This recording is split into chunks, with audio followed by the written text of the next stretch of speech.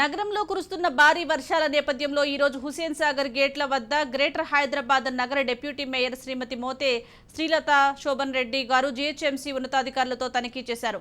నగరంలో నాలాలు మరియు లోతట్టు ప్రాంతాల్లో ప్రజలు అప్రమత్తంగా ఉండాలని, నగరంలో రానున్న కొన్ని రోజుల్లో భారీ వర్షాలు కురవనున్నాయని డిప్యూటీ మేయర్ సూచించారు.